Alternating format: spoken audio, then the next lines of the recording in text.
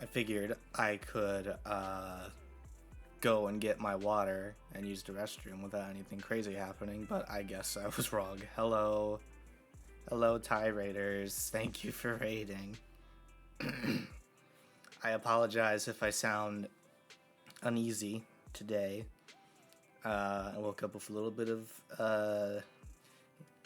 a sore throat and a stuffy nose, but I'm not ill. Or at least I don't think so. If I was ill, I probably wouldn't have gone to work. I don't feel like I'm gonna die, so it's probably just allergies or something. Anyways, hello, Platt. Hello, Fly.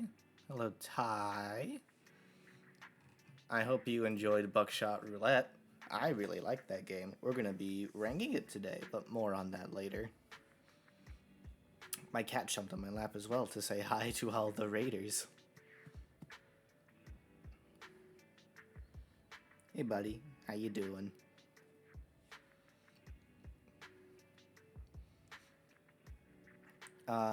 So what is there to talk about before we get into this probably shorter stream, chiller stream?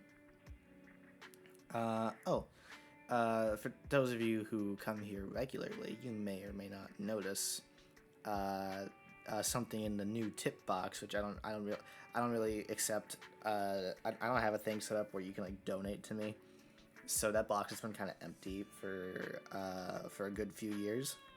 But I recently hit a sub points goal on Twitch that allows me to add new emote slots for subscribers. So we went ahead and added Boosage, which is this one. It was under tier 2 for a bit just because I wanted to put it there. You didn't have to subscribe to it.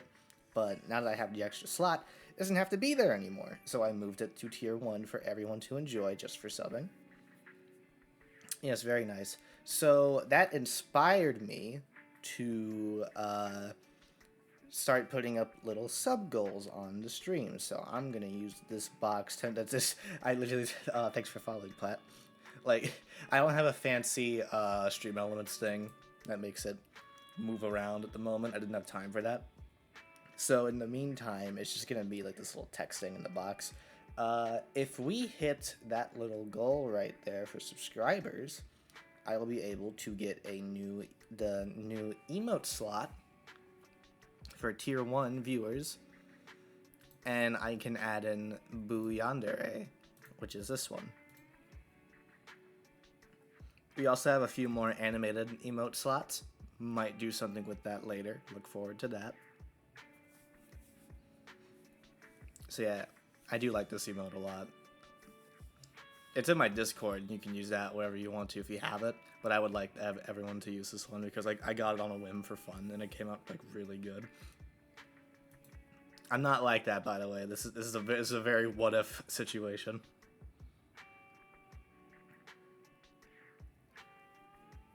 So yeah, I kind of like it. Now this whole box isn't empty, and I'm not bothered by it anymore. It never bothered me before, but it all feels complete. You know what I mean?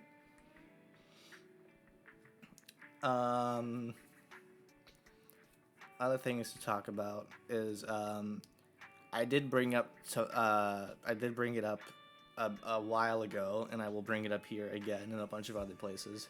Tomorrow is a New Year's stream where I will be drinking and playing Lethal Company with the buddies on my Discord until midnight, until 2025. That's what we did last year. I played Lethal Company for the first time last year. I did it drunk. That was one of my favorite streams. So we're doing it again with a little bit of modding to make it as fun as possible. Ty might even show up if he has time. I still need to I need to get him into the Discord and make him a certified buddy. If you're a buddy in my server, it usually means that you're a good friend of mine, or we've done collabs before, and I want to do more with you. So that's what those rules are for. If any of you are in the Discord and were wondering what that means. But yeah, I'm really looking forward to it. I went out and I got more alcohol. I got more moonshine. That's my poison of choice.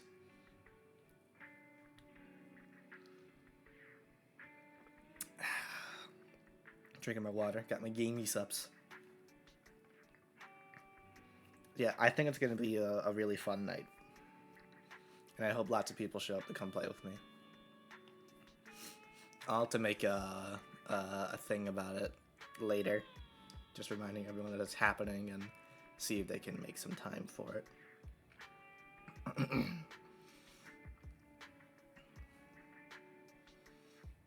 Anyway, we haven't done like a really chill stream in a good while.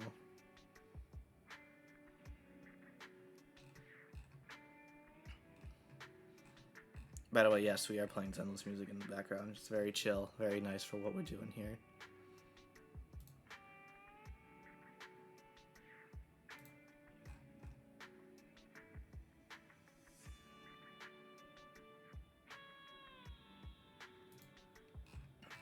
Anyways, for those of you that just joined in from the raid and wondering what the fuck you walked into today, I had a fun idea recently that I wanted to reflect on what happened this past year and think about all the fun, great games that I played for you guys on Twitch.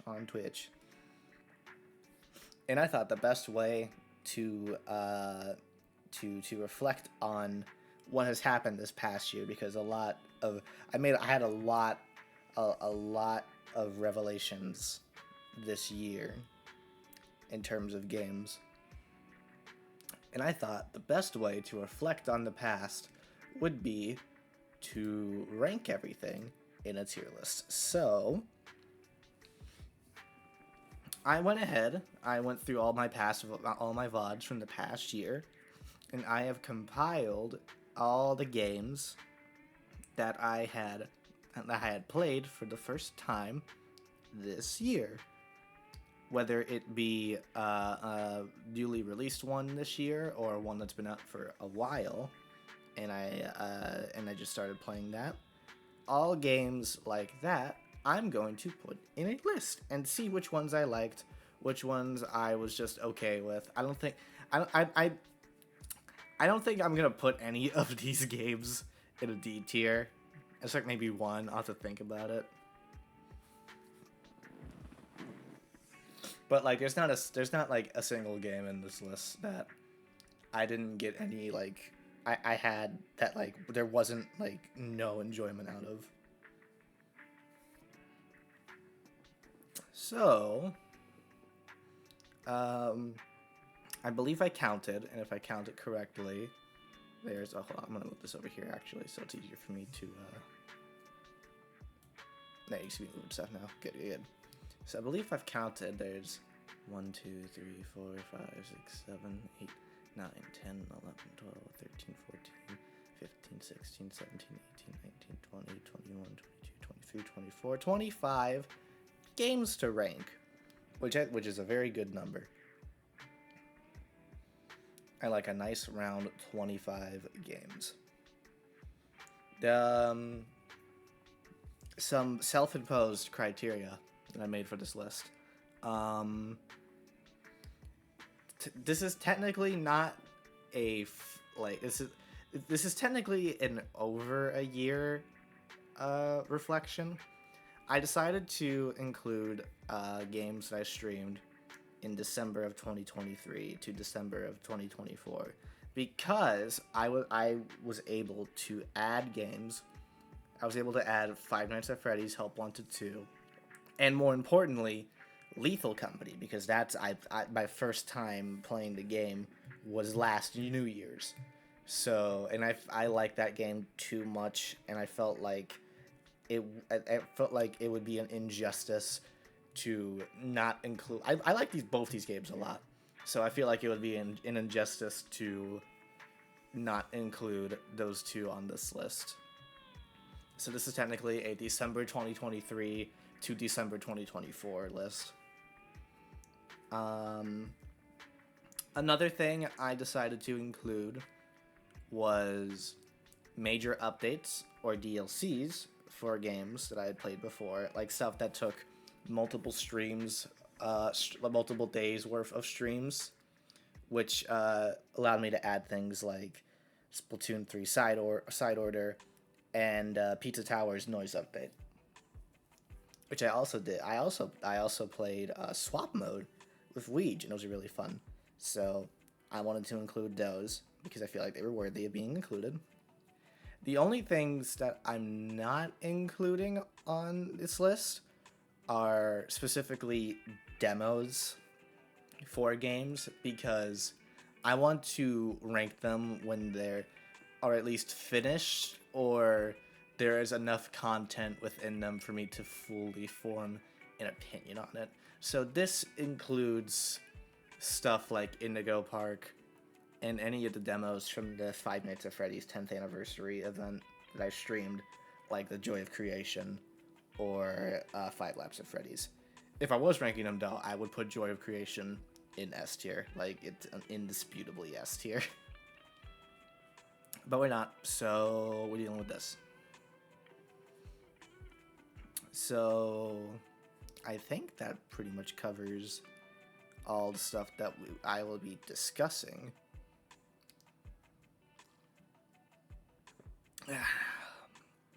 Take a big swig of water. Again, sorry if I sound a little nasally or gross. I do have a little sore throat, but I'm sure it'll be fine.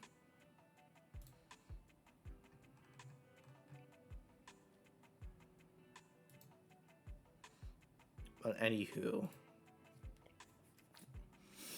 let's go ahead and get into my small little ranking stream.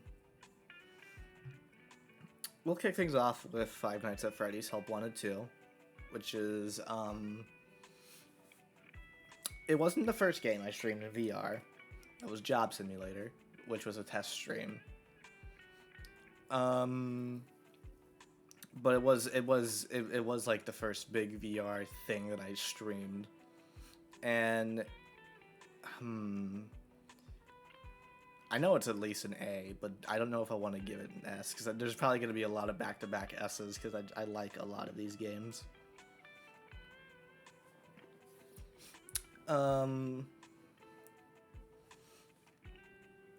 I think that if you like scary games and you have a VR headset and you want something fun, that Five Nights at Freddy's Help Wanted 2 is a very good pick. Like, I would genuinely recommend this game to anybody with a VR headset, regardless if you do or don't like Freddy's, because it's a really fun VR game.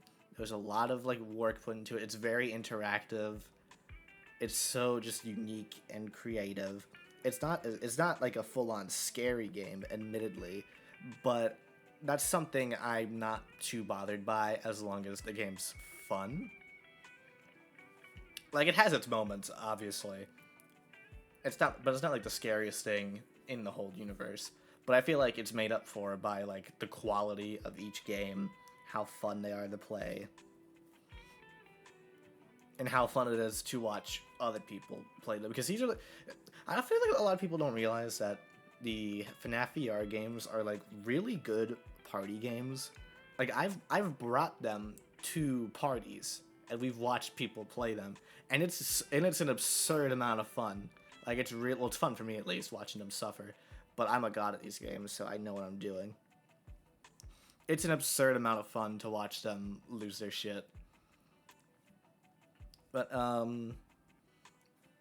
my bias wants me to put it in S tier, because it's just not only is it a good Five Nights game, it's a good VR game. Like, and it's not like, I don't feel like you're definitely not pressured by like story stuff all too much. Like, you don't have to like you aren't required to read the FNAF Bible to enjoy this game, in my opinion, because it's not very story focused.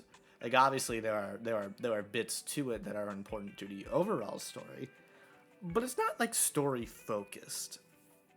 So like again, it's like it has a 100% focus on its gameplay and its VR interactivity, which it excels at. So, but again, it's not. But it's about if I like them. So yeah, sure, we'll give it S. I will put Five Nights at Freddy's Help 1 to 2 in S because I like it.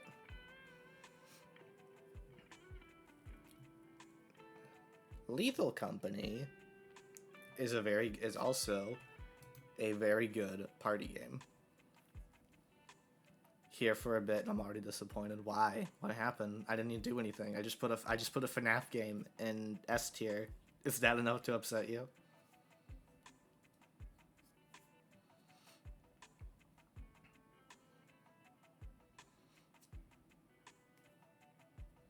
FNAF game in S tier. Fuck this. No, this is the really good one. Fuck you. That's the really good one, you meanie. Fuck you.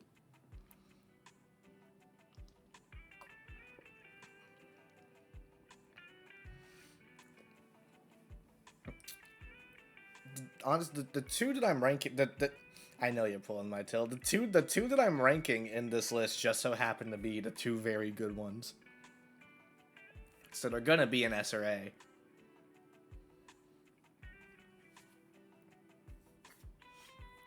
Lethal Company is a great party game. I played it on New Year's. I played it on New Year's last year, drunk, which again we'll be doing that again. We'll be doing that again tomorrow. This New Year's, I'll be playing it drunk.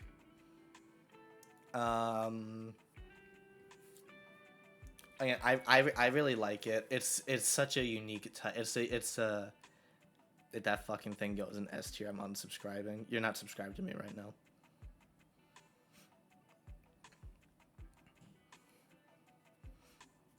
Also, maybe you'll have to listen to my reasoning and determine for yourself why I'm choosing to put it where I put it. It's a fucking thing, like it's like a disease. It's inhuman. I'm unsubscribing from this friendship, sir. You can't do that. That's not fair.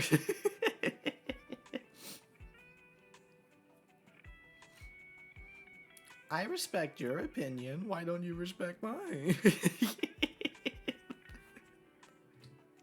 Anyway. Lethal Company has this unique type of horror that I've never seen a game that I've never seen a game that came out past it able to replicate it. Because it's simultaneously goofy as shit and horrifying as fuck simultaneously. To be fair, the fucking effort that goes in that game makes it a thing because scientists worked on that for the fucking stair animations. I know. It's like, I didn't even know that. I was like, holy hell. Like that shit. That shit is hard to do. That is hard to do. But anyway, back to Lethal Company. It's one of my favorite games to play with friends. And it's a game that I want to play more. I want to play this more with friends just for the hell of it. Nowadays when I play it, it feels like a lot of people want to fill this game up with like mods and stuff to make it more funny. And while I understand the appeal of like making things funny, it's something that I'd like to refrain from personally. Because I like the quality of life stuff. Like, tomorrow we're going to be playing with, like, bigger lobbies, accurate, like, clock shit. You know, quality of life stuff that just makes, like, the experience better for everybody. But when things, like, start going into, like, changing the models of your character, or changing the models of the monsters, or, changing what this planet looks like, I tend to not like that because I like keeping the vibe of the game because it wants to be scary. It wants to scare you, and it's very good at doing that. And I feel like a lot of the time, having Son Goku chase you down the hallway while being cut off by Freddy Fazbear is like a little unserious to me. I don't know. I just like the horror aesthetic that it's going for, and I very rarely ever want to change that, if that makes sense. Because I think it's a pretty game. I think it's a really good looking game, and like the vibes that it's going for are being nailed perfectly.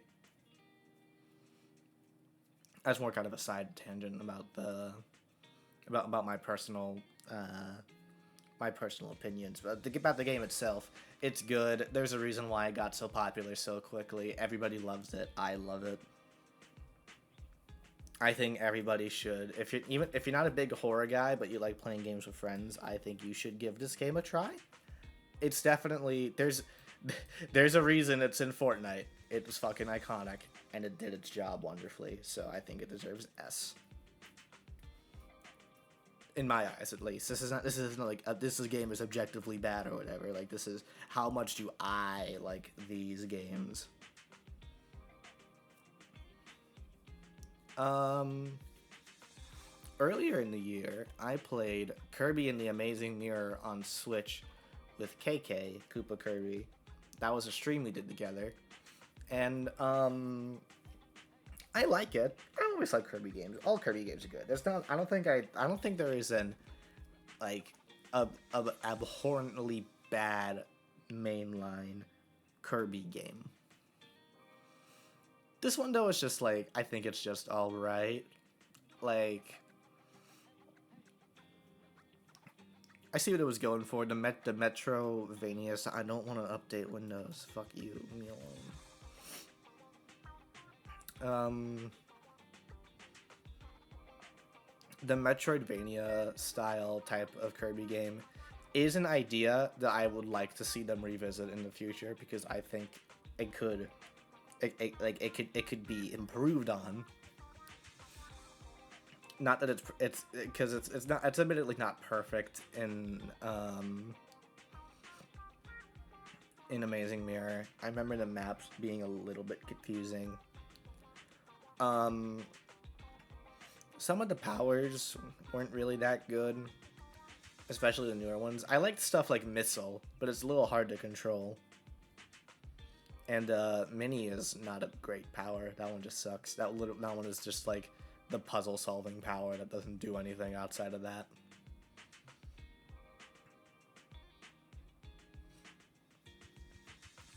But it's still a fun game to play with friends if you like Kirby stuff. Like, I think if you have a group of friends that like Kirby, you should play Amazing Mirror on Switch online with your friends, because it is a cool experience to play a game like this online.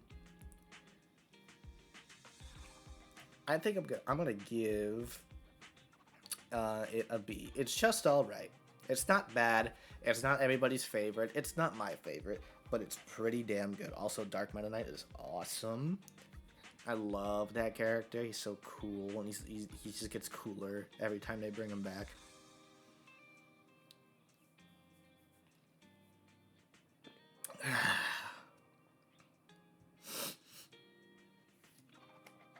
Anywho, who is blowing up my phone? I will kick your ass. Here, I'm gonna make a gross sound. I'll move my mic real quick.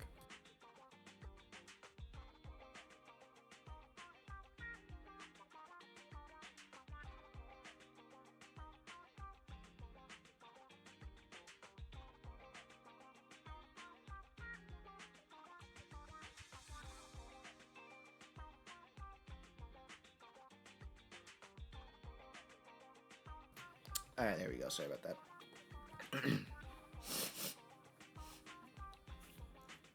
Yeah, I'm sorry. Allergies.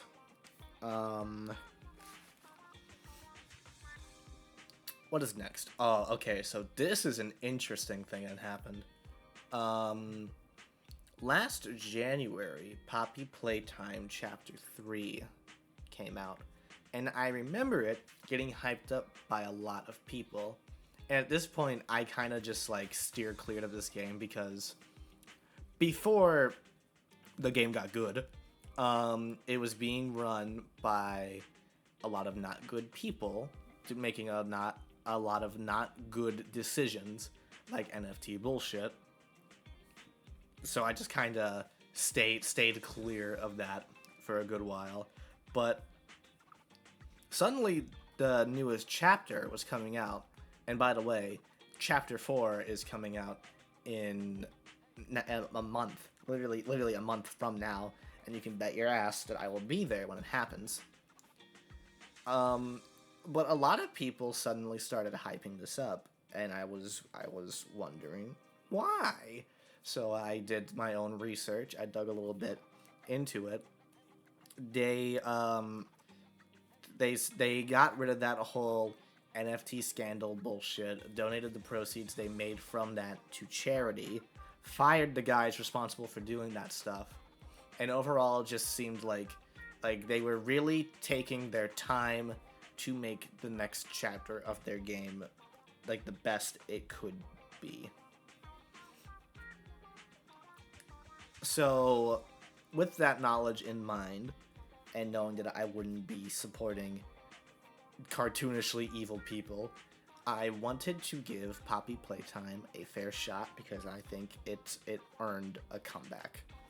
And I think that Poppy Playtime, as Chapter 1, 2, and 3, has earned its comeback. I think it's a very good mascot horror game. It's a good horror game in general. It's not a perfect game. It's not a perfect mascot horror game, but like it's really interesting to see like the constant increase in quality between each chapter. Like chapter 1 was obviously like the tech demo chapter, so there's not a whole lot to it. Chapter 2 expands on that and adds more to it, and then chapter 3 was like the complete overhaul that like that like expands on everything that the previous two did, but better. It's surprisingly a very scary game. It has a lot of great moments, a lot of great monster designs. I like the trend of having a new monster be a main villain for every chapter. That's great. It's a really great way of keeping things fresh by introducing lots of freakish toy creatures. A lot of them are really, really good too, especially Catnap. Catnap is one of my favorite fucking horror characters. They're genuinely really good. Um, Again, it's not perfect. There are a lot of moments that are of questionable quality, i.e., like the ending of Chapter 3 is not great. I didn't like the Mist Light Weeping Angel segment. I was not very good at it. I realize that now. But even then, like it goes as long as you want it to go on, and I chose to take my time with it, and therefore I got like irritated by it really quickly because I was trying to play it safe. But you know, it wasn't horrible. A lot of people say it was like one of the best designed Weeping Angel segments I've ever seen, and yeah, I would agree. I'm just bad at it. But it's really good. Genuinely, a lot of great horror moments. A lot of gore. There is so much gore in Poppy Playtime. It is absurd how much gore it has. There are loads of dead people turned into toys, the toys having organs and them having them spewed out across the floor. Every broken toy that you walk past in that factory was probably a person, and that is akin to walking past a corpse. And that horrifies me. It's a genuinely really scary thought to think about. And it gets away with it really, really well because, oh, it's just a broken toy. But when you sit down and think about it, you don't really know what that thing is you're just looking at, if it was a toy or a person at one point. Like, that's the thing, too. Like, these aren't just... It's not the basic, like... It could have been really easy to just be, like... Oh, it's the toys, but they turned evil. Or, like, oh, it's like a bunch of kids died at this factory, and then their ghosts possessed the toys or whatever. Like, no. These are scientific experiments. These are organic creatures with blood and organs and teeth They are predators. They are hungry. They eat each other. There's like a food chain in the factory. And it's genuinely a really interesting idea. And I just want to see it keep getting expanded on more and more and more. And hopefully it does. Chapter 4, I was starting to think like, oh, we're going to fall down again. But it's looking really promising. A lot of good ideas have been presented. And I'm hoping that the quality chain stays the way it is. Because I had genuinely had a great experience playing the 3 chapters back to back.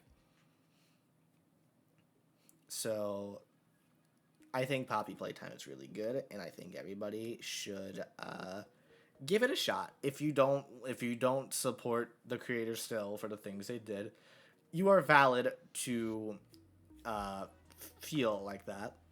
Don't spread misinformation. Don't be like, oh, they still do this stuff, because I see people do that all the time. Don't spread misinformation.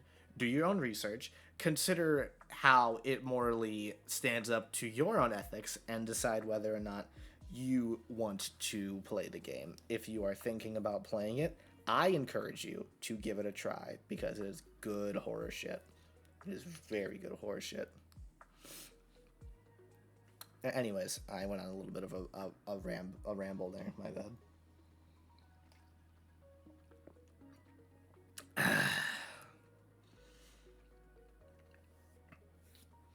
So,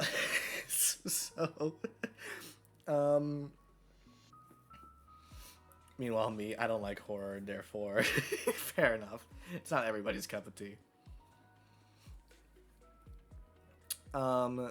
Dial Town. So I played this game with Peachy on Valentine's Day, and I played it again recently because there was DLC to it.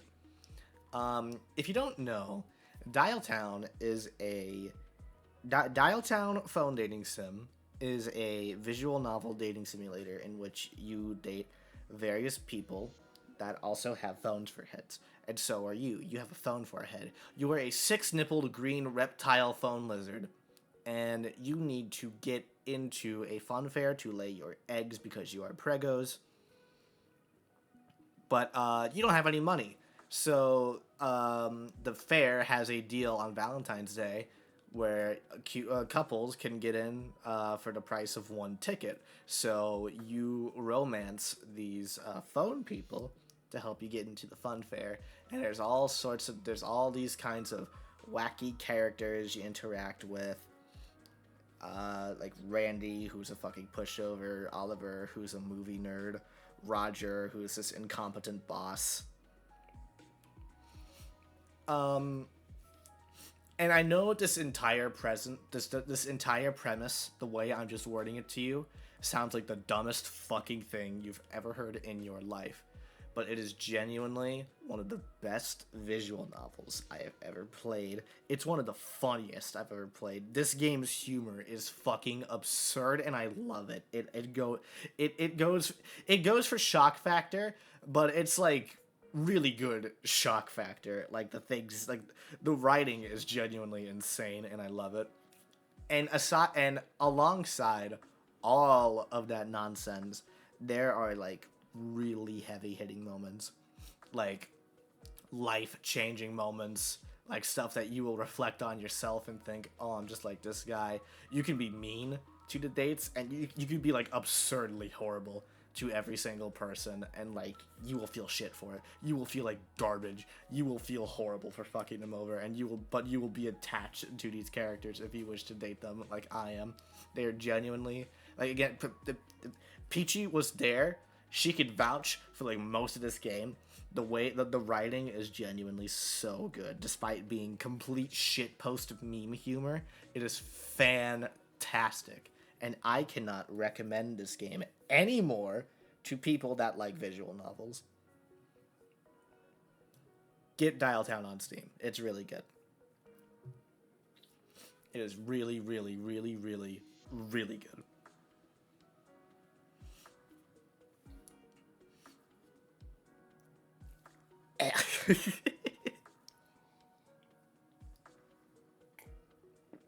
There we go.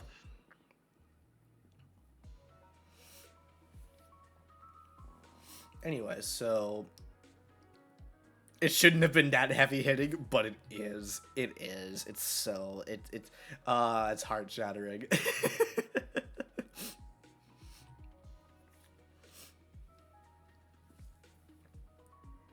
Plus, it's a big game. It's a big game. There's a lot of different routes to take and lots of different datables.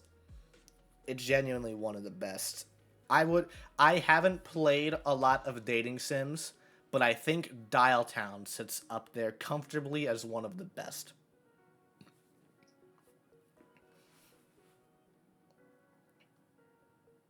I don't think there are a lot out there that are of its quality. I'm sure Peachy can probably vouch for that.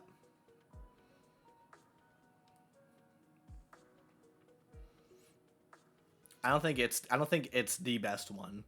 It's definitely one of the best if I had to put like money on it. But anyways, February was also when Splatoon 3 side order happened. Um I like side order. I do. It gets it gets a lot of shit for some reason, and I kind of don't know why.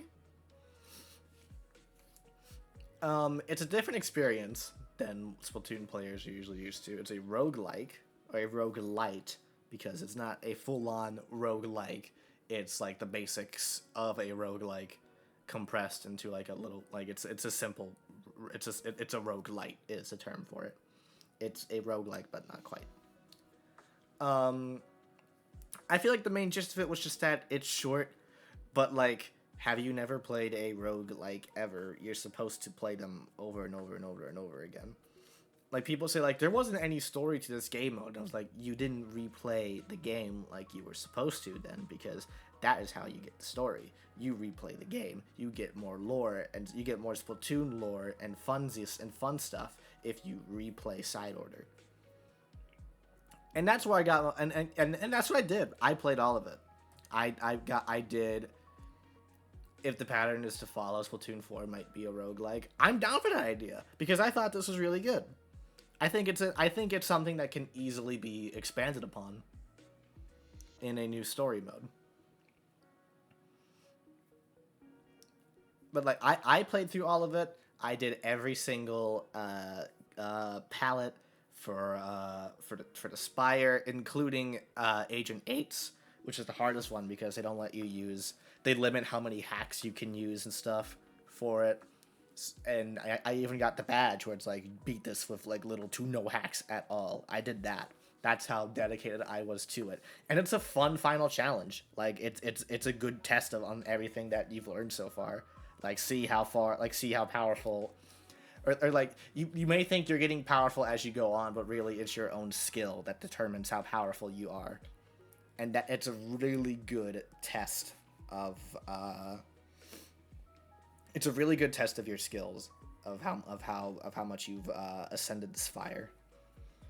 And I loved I loved it visually. It has very clear like near automata and like Portal inspiration, and I love that. It's such a pretty looking DLC. It's very weird look. It's very weird looking, very pretty looking. I loved all the characters, and then I always love Pearl Marina. Pearl Marina are truly like queens. They are great whenever they are on screen. Oct is really cool. I love Oct. Oct is one of my favorite Splatoon characters.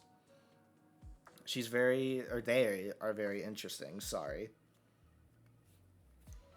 I think they could have had a little bit more of an overall presence. It's nice to learn more about them because like I think that was like a big thing with the community. It was like they were teasing this character for years, and everyone's like, "Who's this person? We want to learn about this person." So they put them in the story, and I like their origins. They're really cool characters. Fucking Smollusk is a funny as fuck antagonist. I love his like progressive arc from wanting to turn the world into a place of order to just like, play with me, please, I won't we? He's very cute. He's very funny. I think people give Side Order a bit too much flack. It's definitely not. I don't. It doesn't top Octo Expansion in terms of like story modes. I think Octo Expansion is easily the best one, but just because it's not the best one does not make it the worst one by default. I think Side Order is a really fun experience, and it's definitely different. And if you don't like it, it's fine. You don't have to like it, but I love it for its uniqueness and like and again I ended up really liking it. So if Splatoon 4 ends up being like a pure roguelike game, I wouldn't mind that because it works. It works really good. Also, yeah, I did a no hacks. I think the only hacks I gave myself were additional lives, and that was it. But that still took me a couple tries to get it right.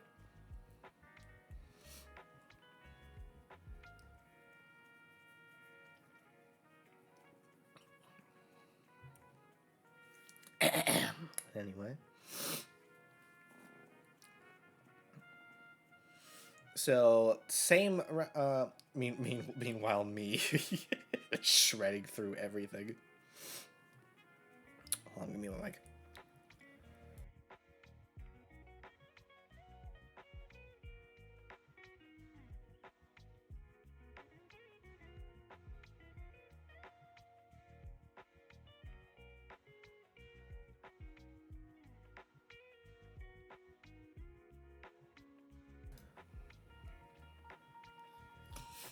Anyways, bleh. Took me 3 tries, I'm pretty sure. Yeah, it took you had many runs where you died at the very end, and it was really sad. But it feels great to conquer afterwards. You feel like a god after you beat it with no hacks.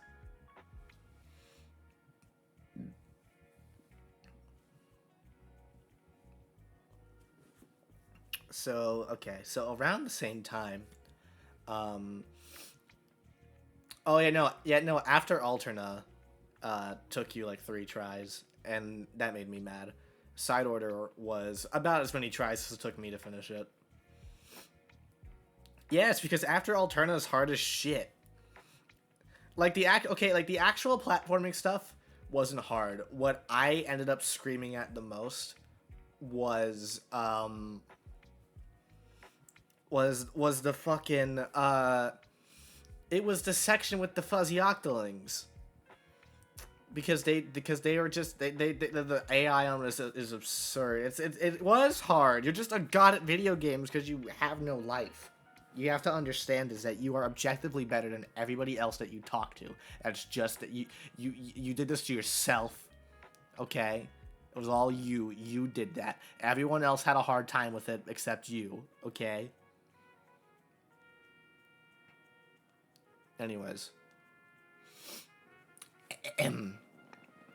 Around the same time as that, I think it was in March. I never finished all of Alterna. It's so painful. See? Pizza Tower had the noise update, where you played as the noise. For some reason, I didn't stream Pizza Tower like when I first bought it. I don't know why, because I love that game. It's one of my favorite platformers ever. I played it again for noise because I felt like it was worth like a whole unique playthrough to play as noise. And I love Noise. Noise is great. Noise is one of my Noise is like a favorite character of mine. He's super fun to play as. His whole story mode is great. His like all the like the music they added just for this silly little joke character is great. And then I did swap mode with Weege, and that was fucking insanity. But it was super fun. Like if you could get somebody to play swap mode with you in Pizza Tower, it is you will have a lot of fights, but but it was really fun in the long run, and I'm glad we tried it because we both like Pizza Tower. We both like that game a lot, so I knew it. I was like, I want to play with Weege, and it was really cool. It was a really good experience. Splatoon 3 F tier because I don't have it. I didn't. No, we're ranking Splatoon 3 Side Order.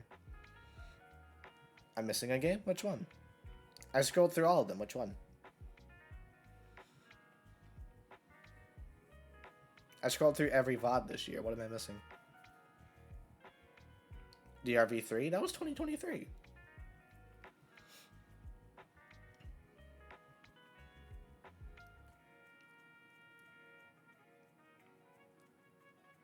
That was not... Was that this year? Was that this year?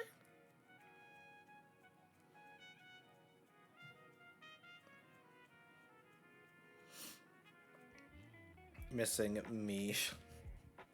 I was about to say you're not a game, but it's in your name. So hold on. I have to check now. I'm pretty sure there are clips on your channel that will answer this question for us.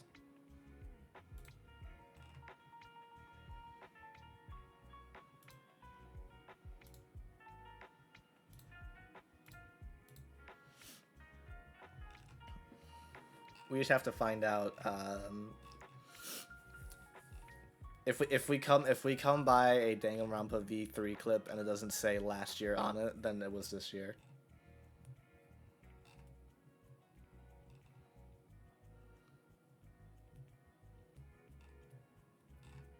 I'm looking right now, so I see Danganronpa 2. That was last year.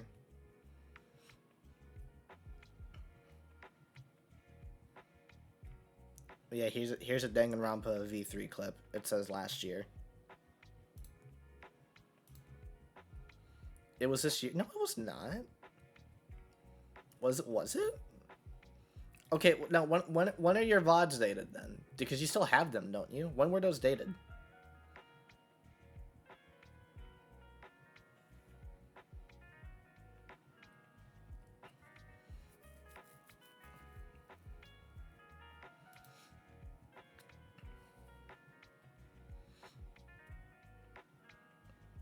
Yeah, because it says because this clip I'm looking at here on your tab says last year. So, and we finished that game like in like February, like the month of that.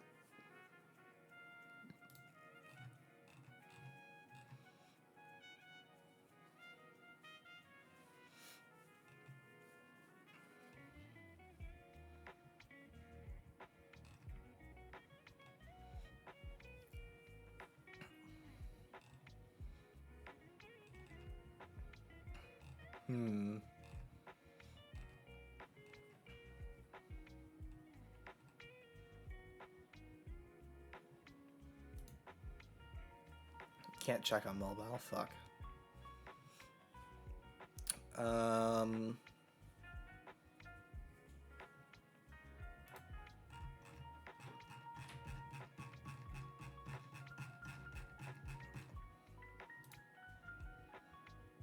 Hold on.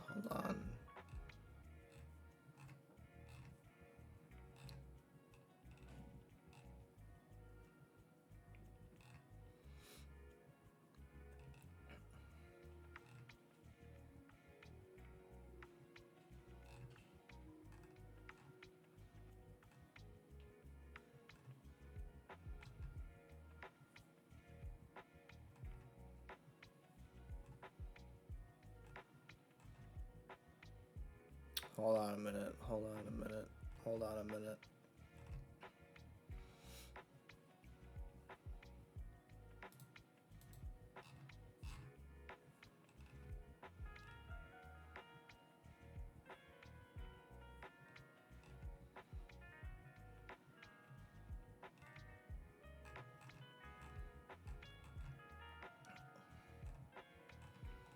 It's fucking I don't know. I can't find anything concrete, but I'm pretty sure it was not this year.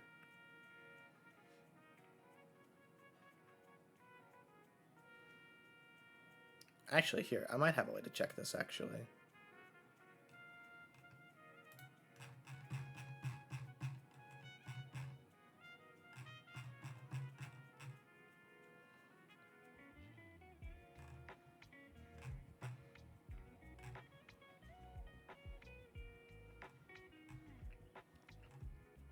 You know what? You're absolutely right. It was this year. I just checked, I just checked the DM conversation I had with Watt about the ending of that game, because I thought it was dumb and I didn't quite get it. And that was dated February this year, so that did happen this... Okay, you know what? Hold on.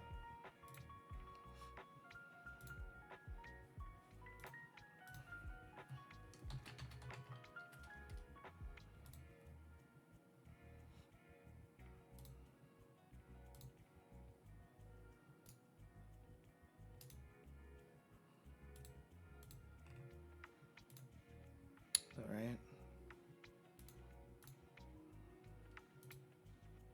And then we'll just,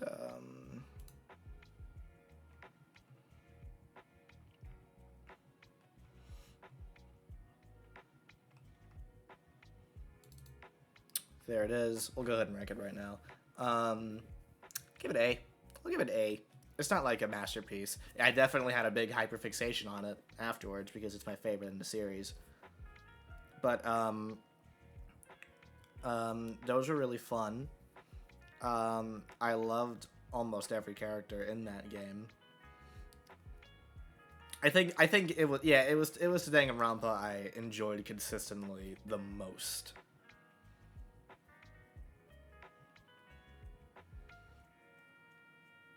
But if I were to go further into it, oh my god, garbage, never mind, that wasn't worth it. Fuck you, I like it.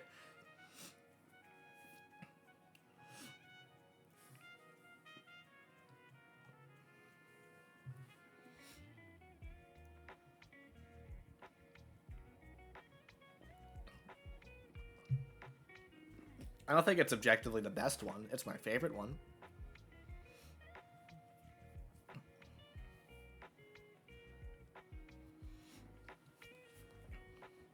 This shit ain't worth it, man. Well, you know what? You can just stop being my friend if you don't like agreeing with me. Anyways, I was gonna put Pizza Tower noise update in S. Because Pizza Tower is a K-bye. No!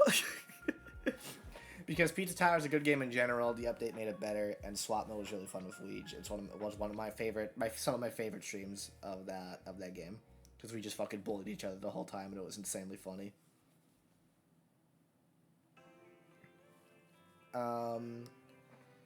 Content warning came out on April Fools. I got it for free because they made it free for like a day, and it's the same premise as Lethal Company, except you are a content creator filming monsters for views. It's a funny subversion on the formula established. I only played it one time, and it was a really funny stream. I don't know how much has changed about it since then, and I'd be willing to give it another shot. I don't think I like it as much as Lethal, though.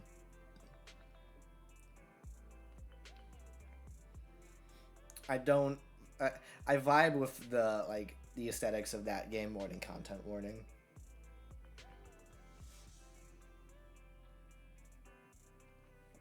Because, content warning, like, the places you explore are, like, these, like, white and black, like empty, abandoned buildings, like, devoid of all color and stuff. And while it's definitely creepy looking, I don't know if I like it as much as, like, the retro style of horror that Lethal Company goes for.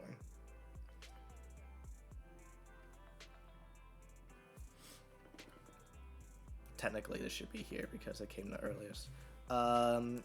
I will give content warning a just alright games. Because I think it is just alright. It's fun, but I prefer playing Lethal Company with my friends over this game. Peaks of Yore was a physics game in which you climb mountains. Feel the sleep time, I'm dying. Okay, I'll let you know how I rank Zenless, and you can judge if you want to stay friends with me or not. Actually, I'm gonna take a small little break and go to the bathroom. So we'll just be right back. Just give me a second.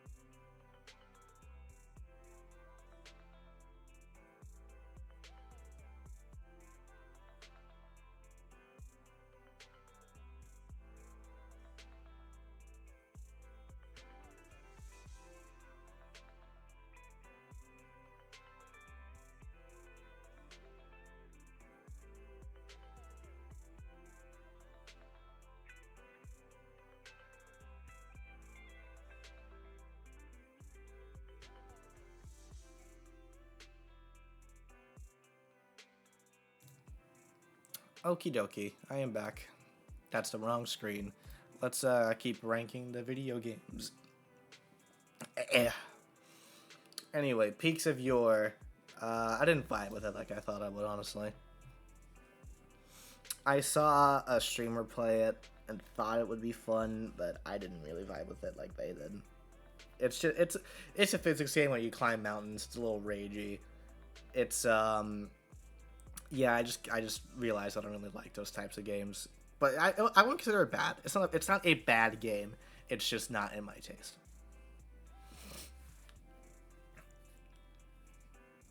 So there we go.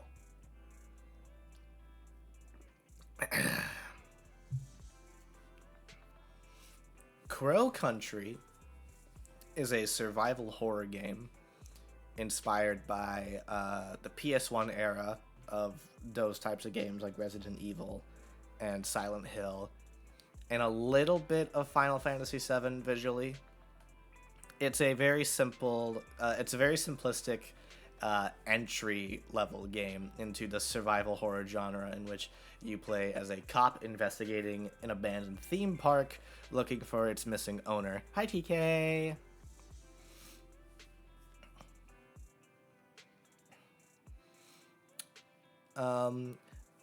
I just woke up from a nap. Was it a good nap? Also, you woke up from a nap and it's midnight, so you're gonna have a hard time sleeping later. Crow Country is really good. It's really good. It's a really good game. I love Crow Country. It's aesthetically, it looks really good. It captures the era. It's taking inspiration from perfectly. Again, it's very simplistic in terms of survival horror games, as far as I'm aware, but it's great entry level for those that don't know the genre a whole lot, like me. The characters were cool. I liked the character designs. I like the monster designs. Despite most of them being like sludge monsters, I thought they were cool. I especially loved the giant skeletons that just roamed the park. They were fucking weird. I actually had a really cool final boss. Again, it's a little easy, but it was really cool. Like, the setup to it and all was great. And it's a game that could easily get a sequel if it wants to have one. It's replayable. You get ranked and you get new weapons and stuff after you finish it. It's made to be replayed and stuff. It's really good. There's a lot of great effort into it. It's a very good game.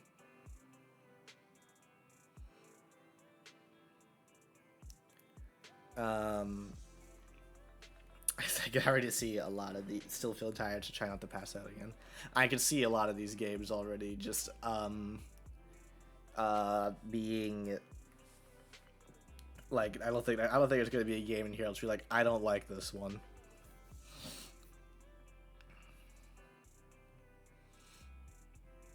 Buckshot Roulette, I played that in the middle of summer, I believe. No, it was earlier than that. Because Paper Mario. And we played it again. We played multiplayer, and that was really fun. Buckshot Roulette by itself, though, is a great experience, a great short experience of a game. Rushing roulette with a shotgun, very simple premise. It's very fun to learn how to play the game, how it works and whatnot. Especially multiplayer with friends is a great time. It's just, I don't have a lot to say about it. It's just a really good game. It's not really a horror. It's kind of a horror game, not really. It's just a really good game where you shoot people in the face with a shotgun. And it's pretty cheap too. It's a pretty cheap game.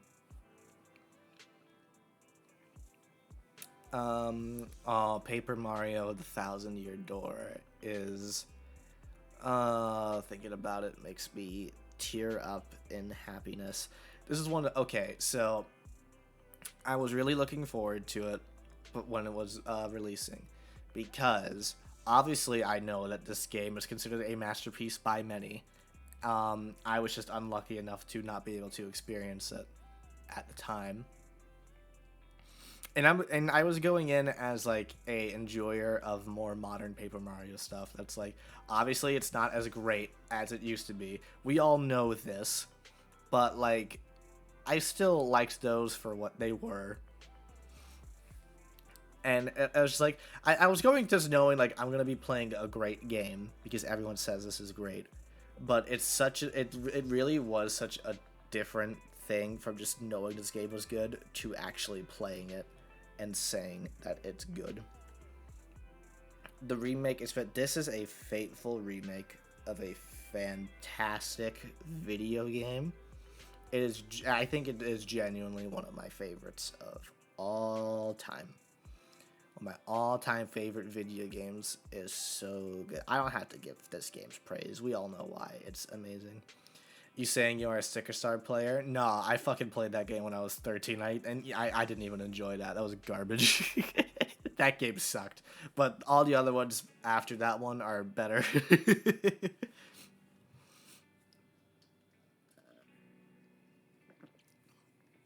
I liked Origami King. It was fun.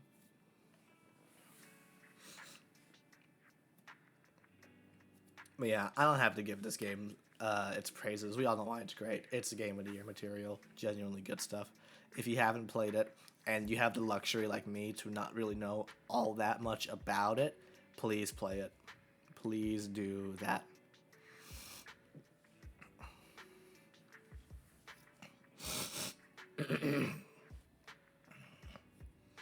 Hold on, I'm gonna mute real quick.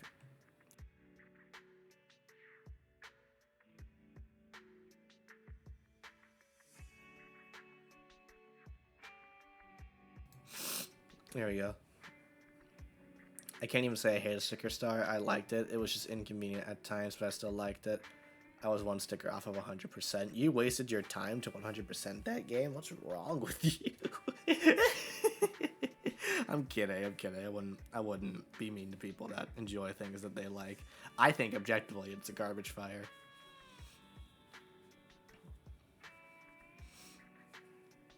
I think I remember playing that too with like barely any guides at all, and it was like atrocious, not knowing what to do at all. But anyways, okay, so there's an interesting story behind this. So this year, I did something that I went on and said that I would never ever do in my life, and installed and played Fortnite for the first time. This was in the middle of summer during, I believe it was Chapter 5, Season 3. And the only reason why I did this was because it was around the time when they added the Lethal Company bundle into Fortnite, which at the time, and I think it still is, was pretty huge because Lethal Company was and still is a pretty fresh indie game that's like made by one person. So boo, that's me booing you, not calling your name. So, like, it was the mere fact that, like, something that was already this iconic earned Fortnite status was, like, it blew people away. And I learned around that time that a lot of people in my general circle of friends play Fortnite, like, a lot. And I was hesitant on it. I never play this shit game. Yeah, no, that's not the only time this happened, by the way. We'll get to the other one soon. But so I only played it because I made a deal with Shadow. Shadow is a active chat member here, and he is a buddy in the Discord. I made a deal with him, and I said I would play Fortnite and I would spend money on the V-Bucks to get the Lethal Company employee, the whole bundle, the fucking stop sign, all that. And I would play and stream Fortnite. And in return, we played a game together, which ended up being Heavenly Bodies, which we will be ranking here in a bit. So I went into the game expecting to not like it because it's kind of one of those, like, it's kind of one of the, you say you don't want to be these kinds of people, but like you just see a thing get popular and you see like all the crazy shit that happens in it, and it's kind of like I was drawn away by like how popular it was. And I hate to be that kind of person, but it's just like it's one of the most popular games in the world, so it just kind of that idea just kind of forms in your head without you even realizing it. And plus, like, because it was so popular, like, I wasn't unfamiliar with how the game works. Like, I knew, like, it was well, when it started out, it was about it was a battle royale in which you build stuff to survive and stuff. Game popular, so it must be shit. Yeah, pretty much. But so I see clips. I see clips of Fortnite everywhere on my social media, like way before I even got into it. And it's just like, if I was ever caught playing Fortnite, it's not me. I've been eliminated and replaced by an evil clone. So, yeah, it was like, you see clips of Fortnite, and you see how, like, ridiculously over the top and, like, genuinely sweaty it gets. Like, if you see anybody, if you see, like, footage of anybody playing, like the main mode of Fortnite, which is, like, Battle Royale, where you build all the stuff, it is absurd. It is ridiculous. I can't follow a single fucking thing that is happening whenever I see those clips, because all it is just people spamming materials and building shit around them whenever they get shot and hoping they don't die. And it just looked completely absurd. And like, again, it was like every single Fortnite clip looked exactly like that. And every single player plays just like that. And to me, I can't do that shit. I spent like, this is a 7-year-old game, and I'm like a new guy into it. I can't play that shit. That looks like genuinely horrible. Like, how does anybody play that? Let alone against 100 people that are at that skill level. But you know, we did the research. I was told, like, oh, Fortnite has a mode where it's the battle royale, but you don't build anything. So it's just you get like the resources and you just shoot your guns, just not building. I'm like, okay, that's infinitely better than playing base Fortnite. And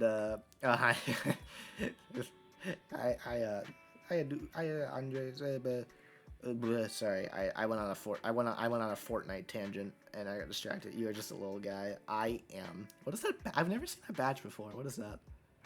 September 2024. It's so goofy. I love it. Fortnite, but they removed the fort. Yeah, it's just night.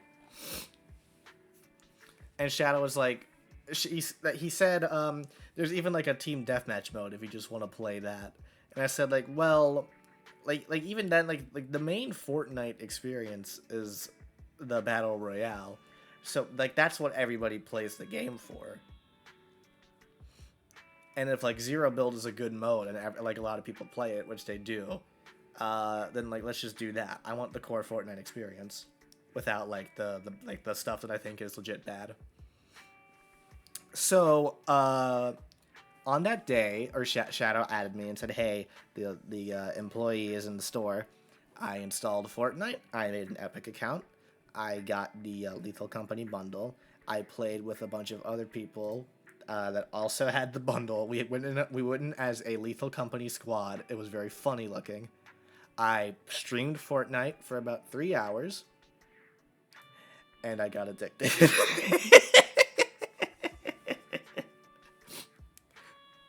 I genuinely got addicted to Fortnite because it's like genuinely. I know like some people will be mad at me for saying that, but I genuinely think that Fortnite is a very fun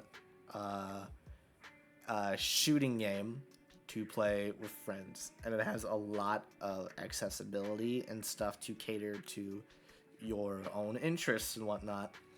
And I think like if I think you should at least give the game a try, because it's a free game. It's a free game. So don't be like me and just assume it's bad because it's popular. You should at least give the game a try before you determine whether you like it or not. I really had a don't judge a book by its cover kind of situation. And I went into the game expecting to not like it, and I was proven wrong. I like how it controls. I like the guns. I like how it's a very fluid game to play. It's fun to play with friends. It is absurdly goofy in a way that I never realized I liked. Which is something I like about games like Lethal Company. Funnily enough, it kind of radiates off of it. It kind of shows in Fortnite in ways that I didn't think were like possible. I got really addicted to it. I still play Fortnite. I still play it a lot. I have loads of skin. I have poured so much money into Fortnite. It is embarrassing. I have a lot of skins. Most of them are furries. I really like the animal characters in Fortnite. I hate it because it's predatory and competitive, and above all, it's multiplayer PvP, and that's valid. If that's a valid reason to not like the game. Some people don't like competitive games. I don't like competitive games either, but like especially I didn't like battle royales for a while because like they were always really competitive. But I found ways to enjoy Fortnite that didn't involve around just playing by yourself and trying to win. It's really playing with your friends that I got the most enjoyment out of Fortnite. And I do play games by myself because I feel like I'm at that point where like I could play it feasibly by myself, and I've won games by myself. So it's like it's just like, you know, it's a process. But I genuinely think it's a very good game. It's at a higher quality than I assumed it would be at, and I was proven wrong. I was wrong, and I think that it's not. I think that I have multiple thoughts being like strung around in my head. I think Fortnite is worthy of being a really good game because it proved to me that it wasn't all that it seemed online. It's not a perfect game, admittedly. That's why I'm putting it in really good, because in my personal experience in the few seasons of the game that I've played, there's always like one thing that I can call out as directly bad. Like something I just straight up don't like at all. That made the game super sweaty and just like not fun to play against other people, like you say, Platt. I remember in the Marvel season, there were the jetpacks. Everybody would just have a jetpack and fly around, and they would have immaculate aim, and it just wasn't fun to fight against. So that was boring. That was not fun to me. It was very boring. Chapter 2 Remix had snipers, and I don't like the snipers in Fortnite, particularly because they're able to one-shot you, which I don't think is fair in the slightest. Like, if you have good enough aim, and you land a headshot with a sniper, it will one-shot you, regardless of how much shield you have. It will be an instant kill. And I can count many times, more than like on one hand, where I'm just running around the map, like blissfully unaware of what's happening, and I suddenly just one shot dead. And like you would go over to spectate some fucking guy in the mountain that you can't even see from, like they're either like behind you or they're at an absurd distance that you will never be able to see, that just popped you off like effortlessly like it was nothing. That was absurd to me, and I didn't like that, especially when like it's two people left and it's just like a sniper off, because it's just boring. I think that's boring. There are so many like cool, interesting items in Fortnite that you could use for weapons and mobility and stuff. And like especially because I like in like Chat 2 Remix specifically, I liked stuff like the plunger gun where you could like shoot yourself up to buildings and stuff. That was like a really fun mobility tool. But people would always default to just standing on two sides of the storm and just sniping each other. And it's like, it's effective, but it's not fun. I tried it, and it's not fun. It's genuinely abysmal, especially when the person is playing on like mouse and keyboard and has way better aim than you.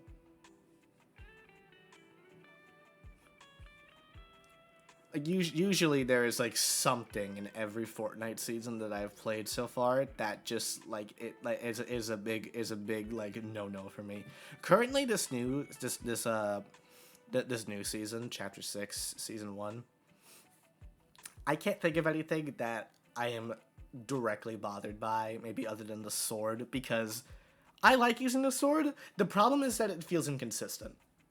Like, sometimes you can shred through people effortlessly. Sometimes they can just shoot you down in 2 shots like it's nothing.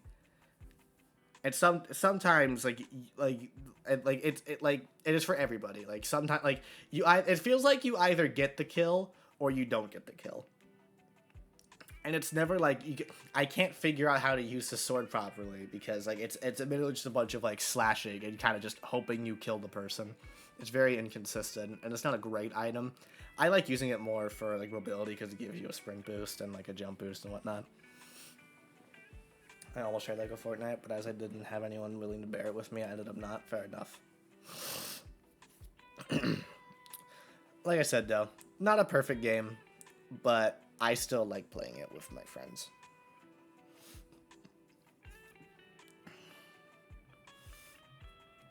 Anyway, massive Fortnite tangent aside.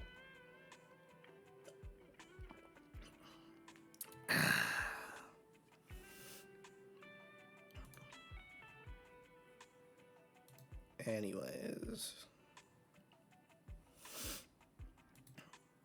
Man, I already gotta go to the bathroom again. I feel like I didn't get through that many games. Give me a second.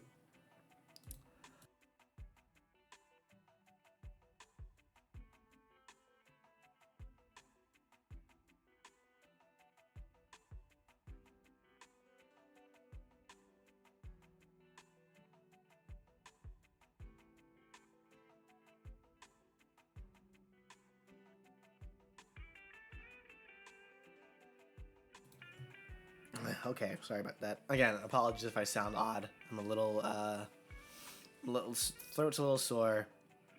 I'm a little nasally, but I'm fine. So, okay, Metroid Prime Remastered. I played this because Metroid Prime 4 got announced finally after being in development hell for like almost I think over a decade. And it's coming out this coming year.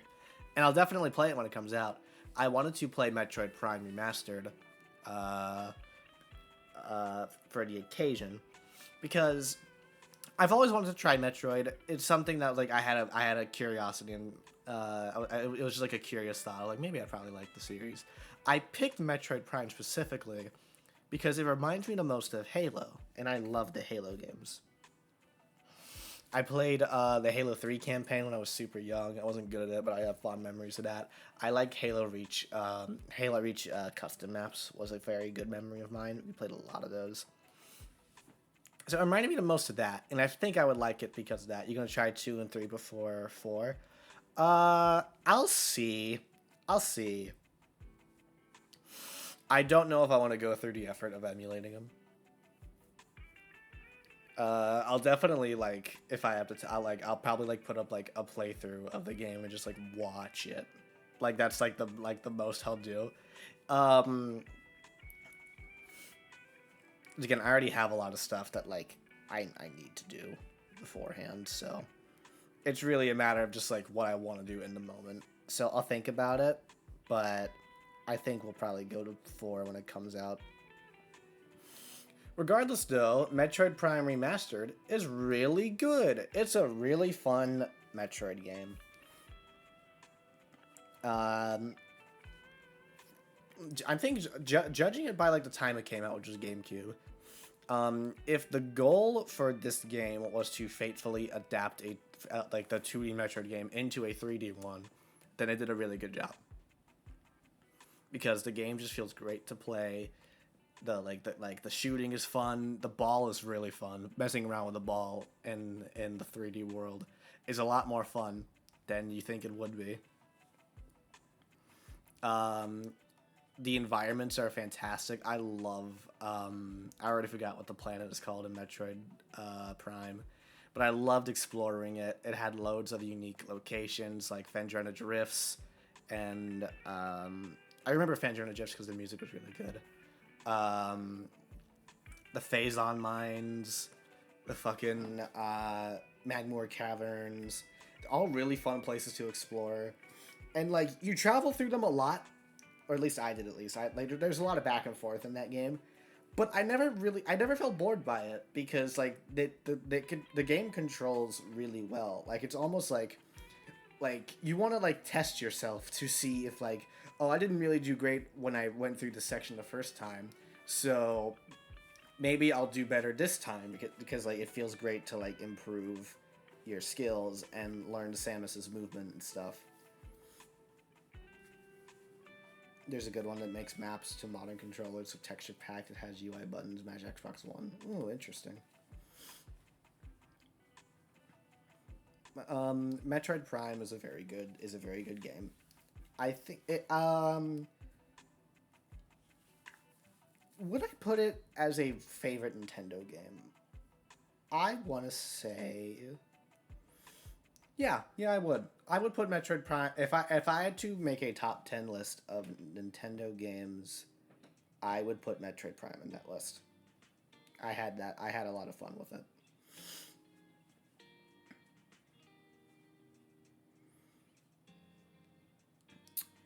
All right, we're into the last of the FNAF stuff.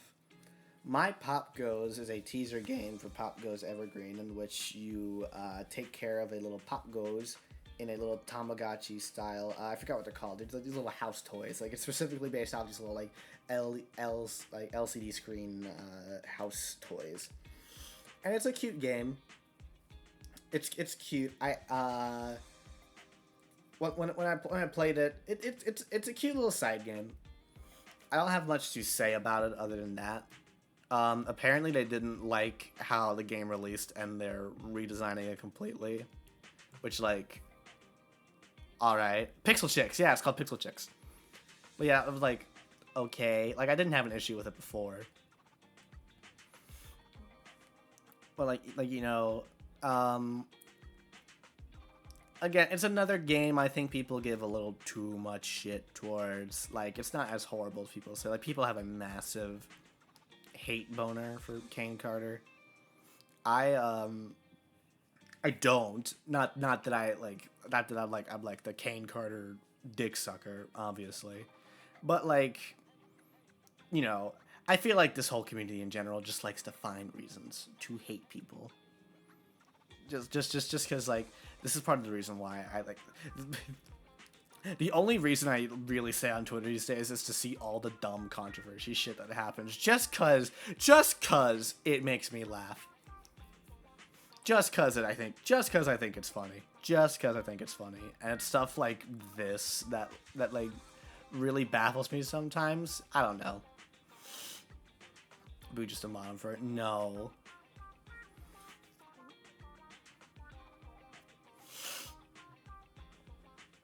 Plus, I've spoken to Kane. He showed up on one of my streams, and he was a really chill dude. And I admire his passion and his team's passion to make these kinds of games and really show their love for the franchise. That's something I really can't hate. You know what I mean? With that said, though, I will give it like a just all right. Again, I don't think it's a bad game. I don't think it's bad, but like it's not. It's also nothing like really mind blowing. It's cute. It's a cute idea. It's just a silly little fun little game. I don't have too much to say about it.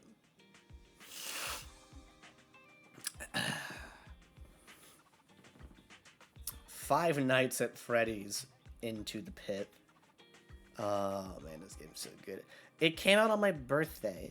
Five Nights at Freddy's Into the Pit was released early because of like some kind of I think it was a thing with like the Japanese release on Switch or whatever. Like so they were getting it early, so they chose to release it early everywhere else. So this game released on my birthday during the FNAF 10-year anniversary. So it alone has a lot of sentimental value to me already. I played it with Noelle on stream. It's really genuinely, again, this is another one of those Five Nights at Freddy's games where I think you will still get a lot of enjoyment out of it if you're not a big mega lore nerd. So it goes Into the Pit at D. No.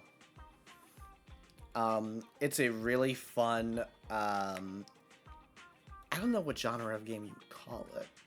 But it's very much inspired by shit like Clock Tower, if you ever played those. You know, it's got this like retro, like arcade, like 16-bit style to it. It's animated wonderfully. It was originally going to be like a novelty game, like you were going to play it on cartridges. Like it was going to be, it was a novelty game until they decided to make it like a big ass game. And you know, it just kind of, yeah, it's a point and click, I guess, is accurate. Even though I played it on a controller, but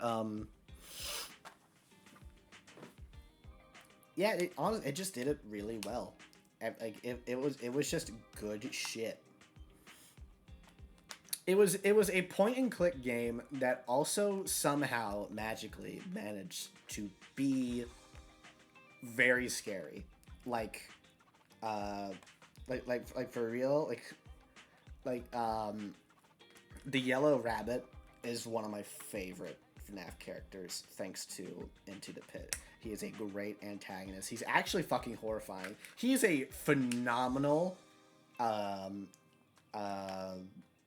roaming entity, despite being pretty basic. Oh, like Monkey Island. Oh, okay. Again, like the horror in it was just done really well. It expands the original story in really unique and cool ways. Like, actually, like, you go there for 5 nights and, like, a new thing happens. There's, like, a new threat to face. I didn't see a lot of threats often. It has lots of replayability and difficulty. You can customize the AI aggression of the characters and stuff. He seemed like a great dad. He was a great dad. There's, like, individual routes and stuff. Like, I think I remember me when the Penny X Crazy Dave lore. How you stole my sub. Like, I think I did like a big route skip without even knowing. Like, there's an item that you can get super early on. It's like a mask, and you can give it to. There's this kid you have to give like a really old thing to, and if you get the mask, you can give it to them really early, and you skip this you skip a big portion of the game, or not like a big portion. But you skip a cutscene at the least, and it's like I didn't even know. I did it accidentally without even trying, and it was just like, it just kept getting. There was so much effort and love put into it. You can tell, just like as you play the game, like the more personality it starts to have. The puzzles with the time travel puzzle, the quote unquote time travel puzzles are really well thought out. How is life doing for you? What is this? I'm doing good. This is a recap tier list of every game I streamed this year. We're currently ranking Five Nights at Freddy's Into the Pit. I know I'm a FNAF fan and I have biases. I gotta give it S tier. Again, it's genuinely good shit. It is a good game. It is a good as fuck video game.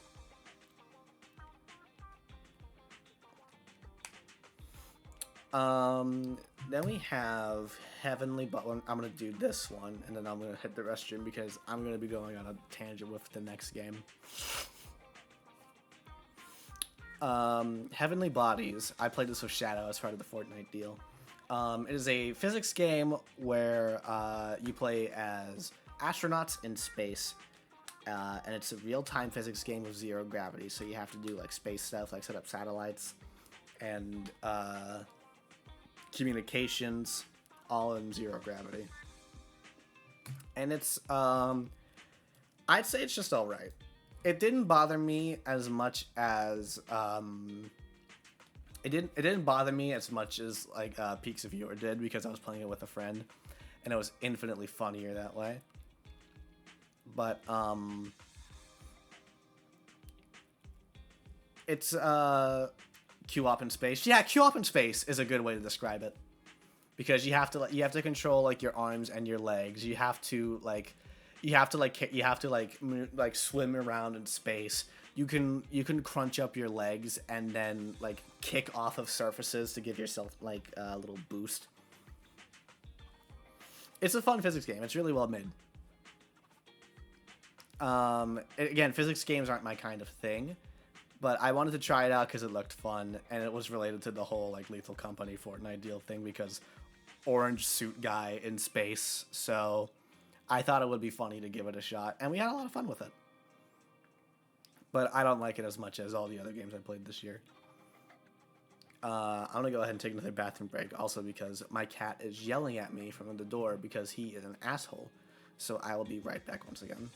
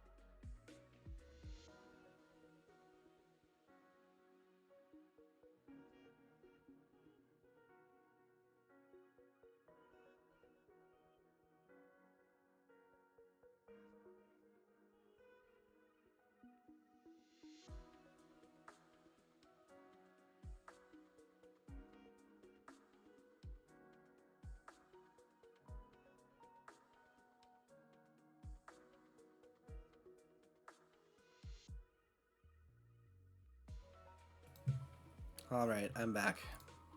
I'm sharing it.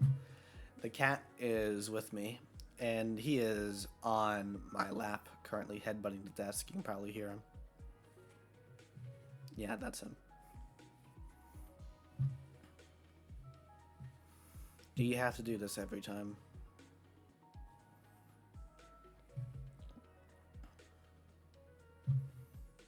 Do you want to just sit in my new chair? I caught you the other day, sitting in my chair when I got up. You took my seat. It's not yours, it's mine.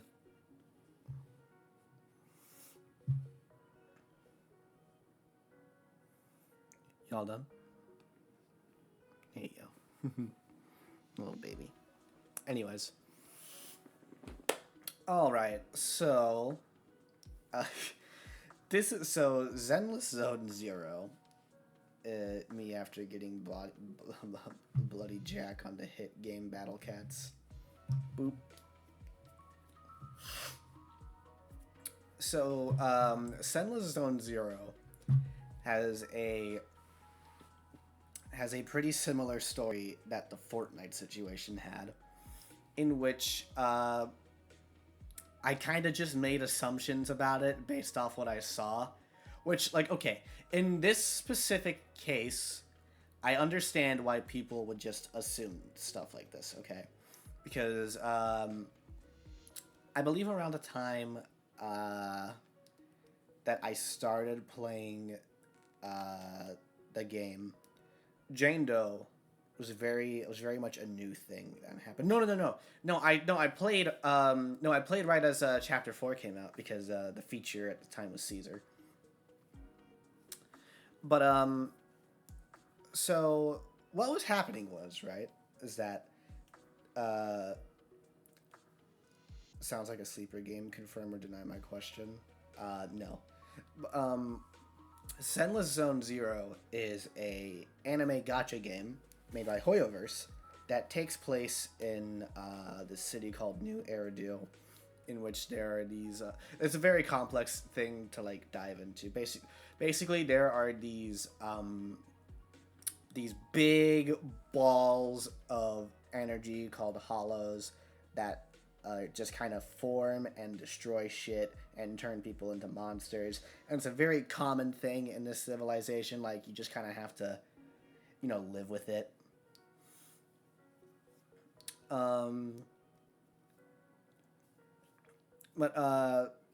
So around the time that sounds like a cool game. Yeah, we'll get into it in a minute. So at the time that I started playing this game, a lot of stuff was happening. There was the Jane Doe teaser trailers, which everyone was going crazy over because one, hot rat lady being dominant, which I mean, even if it's massive bait, I was like, yeah, I'm into this. But also, I think it was specifically the Caesar trailer, because in that one there's just like a shower scene at the end. Like they don't show anything, but it's just like it's just like it's like general anime fan service thing. It's the kind of stuff that I expect like when I see things like this, But this made a lot of people very upset and formed the assumption, like I did, that this game is a whole lot of mindless gooner bait, and there isn't really anything else to it. I come to find out that again, we'll see. Okay, also, before then, and I almost believed it for a bit, if it weren't for the fact that from what I saw, a lot of the character designs were pretty cool looking, honestly. There was really fluid animation in some of these trailers and cutscenes. That's the most that I knew at the time. So if it looked like there was genuine effort put into it, but it wasn't completely enough to convince me otherwise that it's just people get into this and that's it, right? I come to find out, much like how a lot of us in our friend circle play Fortnite, that a lot of us in our friends circle also play you play Senless Zone Zero for the endless gooner bait. I played for the immaculate vibes and story. Cough and Lycon and Seth, we are not the same. Yeah, pretty much. I come to find out that a lot of people in our friend group also play Senless Zone Zero. And they give it all of they give it a lot of praise. They really like it. And I was like, that interests me, because if these guys say it's good, then it might actually be good. So I decided one day that I would stream Zenless Zone Zero. Just to give it a shot. Because again, it's free. You're not losing out on anything by trying it.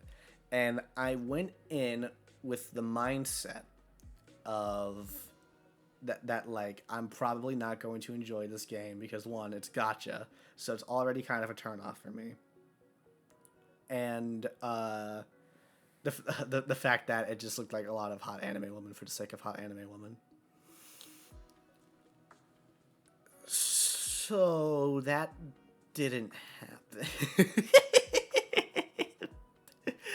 I come to find out that Zenless Zone Zero exceeded every expectation I had set on it. Literally every single expectation. I gotta go by. Every single expectation that I set on this game was was exceeded, and I was proven wrong. Zenless Zone Zero is a very not just like a good gacha game. I think it's a genuine good game. The reason why I didn't so like see it's just I like I was just continuously impressed by like how much effort was. No, I'm not playing Genshin. I will not. No, okay, we're not going to cross that line. All right. But like, okay. So fucking here's the thing with Genshin and Honkai Star Rail.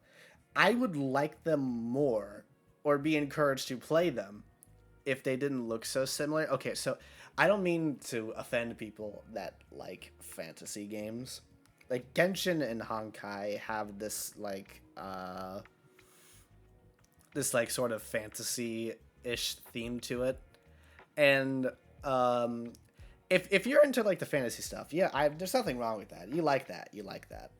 But like to me at least, it's very hard for me to they are made by the same devs, they're gonna look the same. But yeah, okay, but like to me and it's just probably just like a me thing, and it probably doesn't bother a lot of other people. But like games with fantasy themes seem to just like blend together in my head. Like there isn't enough that immediately sticks out to me that makes them unique in my eyes. Like they kind of follow like the same general like fantasy rules and whatnot, like like all magic and all whatnot and all that stuff. So and that's just boring to me, because like again, like if like all these start to mesh together, and I have a hard time distinguishing between this fantasy game and this fantasy game and that one and so on and so forth. So those don't immediately stick out to me as interesting. And then Zenless comes in with this incredibly interesting mix of retro and sci-fi. And that says so Dark Souls and Genshin is the same to you? No, not necessarily, but roughly. Zenless Zone Zero has this incredible retro sci-fi theme to it, where like obviously like it's futuristic and there's a lot of like future stuff in it, but like there's also modern day amenities and retro stuff. Like people still go to video stores and rent out VHS tapes and vinyl records and all that stuff. Like it's a good mix of like the two. That people still like use like gas cars and bikes and cell phones and whatnot. Like it's a really interesting mix of the two settings that I don't think I've seen in a lot of media. So I was sold on that because I really like that idea a lot. And then I played the game. I played the main story. I finished the main story of Zenless Zone Zero as it currently is. And again, I was like, I see these characters and I think, oh, these are really cool designs, but I don't know if I'm gonna like those right off the bat just because of that. And it's just like you keep playing the game and you keep interacting with these fucking the agents and the characters, and they're just filled to the brim with personality and charm. It is insane how likable every single character in Zenless Zone Zero is. This is why I don't immediately I don't blame people for immediately assuming mindless Gooner bait game, because they advertise their game like that. And I get it. Like if you want your game to like get publicity and just sell well, sex appeal is just a good way to do it. Like I don't blame them for doing that. It just works. But like I was impressed by how much more it was than just that. Like I kind of wish it advertised itself how it was more often, because it's genuinely a really good game with fantastic characters and their designs, an incredibly fun and engaging story, great fucking music, great combat for a mobile game. That's one of the best combat systems I've ever seen in a mobile game. Granted, I played on my PC with the controller, but it's still really impressive how good it is. And it just kept getting better and better and better the more I played it. The gacha system ain't even that bad, to my knowledge. Like, I've never felt like I was underpowered for anything that was given to me, or that like I was falling behind because I don't have this character, or I don't have this character. I'm at a pretty good place in the game where I have pretty strong teams that I could do almost anything with. So it's genuinely very forgiving. I've received the gacha is very generous compared to all, because yeah, like I have a lot of S rank agents. I have 2 of the featured signal searches that like don't show up again after a good while. Like I was able to snag a couple of them. It's very generous. Like I don't feel like I have to like fork over money to be overpowered. I already feel overpowered just by what I have. And I can't express how much it exceeded every expectation I set on it in every field. I thought it would be a hard, not forgiving gacha game, but it's very forgiving and very generous. I thought every character would just be a pretty face and nothing else to it, but they're all filled to the brim with personality and charm. There's not a single agent in that game that I actively dislike. Even Jane. Jane is like the one that people goon to the most, and she has a great fucking like side story where like where she has to like fucking like poop around as this undercover agent, and like all of it like starts going to shit, and she has to like scavenge around to make it all work and stuff, and it's super fun. It's just really good. Just this patch, I got both featured and a weapon, and I got enough pulls to go back around a pity and get another S rank. Yeah.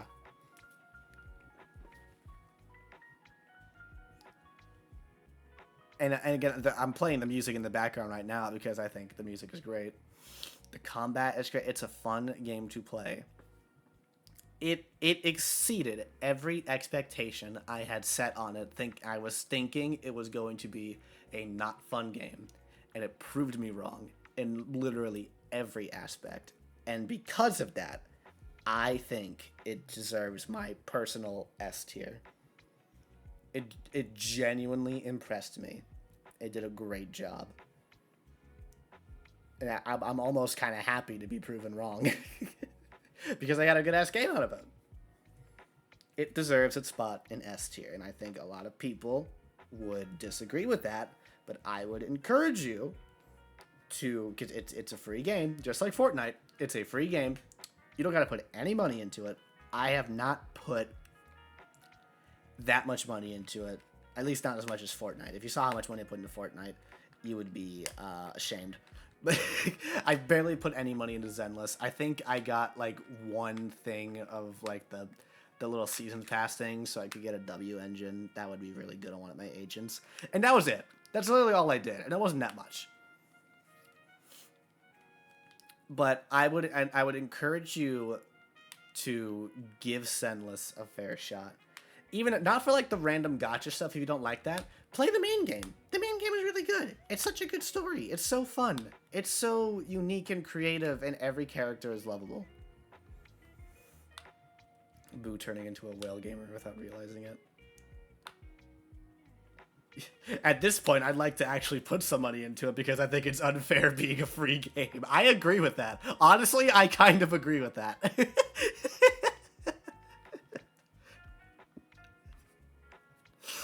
Anyway, I will stop ranting about Zenless because I know a lot of people probably don't like it because I talk about it too much. It is a hyperfixation of mine from this year. But I think it deserves to be worthy of S tier. It's very, very good. I gotta take a drink because I went on a big tangent over that.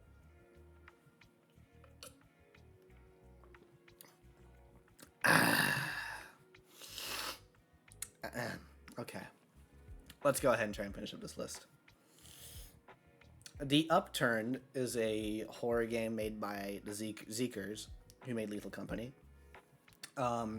It's also a physics-based game where you traverse through hotel rooms, throw around a bunch of shit, and restore power to the elevator to ascend to the top of the tower. I didn't finish it, but from what I played, I would give it a just alright. It's very goofy, very silly, but much like Lethal Company, It's very goofy, very silly, but also good horror stuff when you least expect it. It's a silly little game. I haven't finished it. Maybe I will someday. But I liked it. It's not a bad game. I don't really have much to say on it, honestly. Excuse me.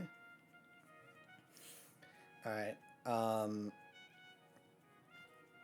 We're getting into some of the games that I have yet to finish, which I promise, that I will get back into the swing of things next year after the Lethal Company drinking stream. And I will finish Resident Evil, and I will finish Mario and Luigi Brothership. I wanted to include them on the list anyways, because I feel like I've played a good amount of them to the point where I can... I will, I promise. I'll message you about it in the coming days. But I feel like I've played enough of these games to the point where I can make a concrete opinion on them. And I really like the original Resident Evil. We played the remake, the HD remake. It came out like in 2015. And it's it's just like the PS1 game, to my knowledge, with better visuals, updated everything really, like updated voice lines, updated graphics and stuff. It's iconic horror. It's iconic horror. The Spencer Mansion is a very fun building to traverse. The enemy design, updated puzzles and story, yeah. The enemies are great and designed wonderfully. I haven't finished the game, so I can't say that for sure. I'm pretty confident that I would keep Resident Evil at A tier. I love. There's so much survival horror. There's so much risk and reward. Like if they determining like killing these enemies, if you want to keep them alive or kill them, but with the risk of them becoming harder to deal with later down the line. Managing your resources, what you think you'll need, what you think you won't need. All the characters are great. I love Jill. Jill's a fun character. I also love Barry. Wesker is fun. I want to see more Wesker. But he's pretty funny looking. I think he might be the bad guy. I'm not quite sure. You were almost a Jill sandwich. Again, I'm not that far. I haven't finished it, so I can't say for sure. But I'm pretty confident that Resident Evil will stick in A tier. And I'm also confident that I will play a Resident Evil game in the future that outdoes Resident Evil 1. But not to say it's bad. It's a very good game. It's very, very good. I need to play Silent Hill as well. My God. I have so much to do and so little time. Well, I have a lot of time, but it feels like so little time. Anyway, Home Safety Hotline is a game where you manage a hotline. It's basically SPC, but instead of maintaining a laboratory, you run a hotline system. People call in and they say, "Hey, there's some fucking thing in my basement or whatever." You have to tell them what the thing in their situation is and give them the instruction how to deal with it. It's full of loads of like lore creatures. It's filled to the brim with just like these amazing monster and anomaly concepts that are like really intriguing to read and learn about. It's not a very big gameplay-centered game. It's more so just, like, the spectacle of, like, these weird nightmare creatures that you're seeing. I liked it, though. It's fun. It's a surprisingly pretty chill horror game. I think it's just alright. It's a just alright game.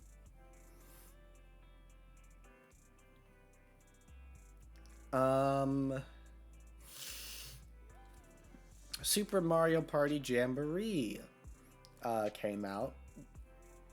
It's a solid party game. It is a solid Mario Party. I don't know if it's my favorite. It's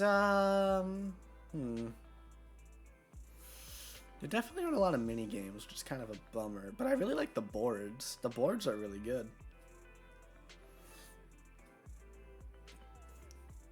I especially like.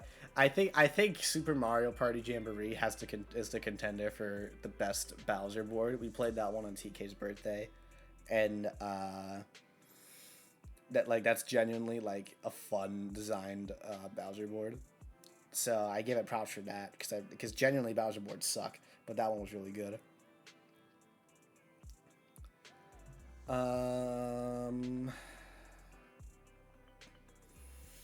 I'll give it a just all right. I still like Superstar over Jamboree just because the games kind of get samey fast. Yeah, it's hard to pick a favorite on Switch at least. Excuse me, sorry. I gotta wrap this up so I can rest my voice. Alrighty. Sonic X Shadow Generations, for the purposes of this argument. It's mainly Shadow Generations. I didn't stream Sonic Generations. I'll play it again eventually, because I like Sonic Generations. But this was Shadow Generations I played. And it is my favorite Sonic game. It is my favorite Sonic game. It is a very good reintroduction to Shadow as a character. Did you play Sonic? I played Sonic Generations years ago. I love Sonic Generations. I played on my Xbox 360. I don't have it anymore. I think I almost 100%ed it.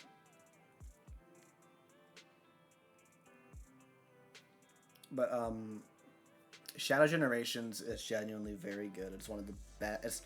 It is the best that 3D Sonic has been in a very, very long time.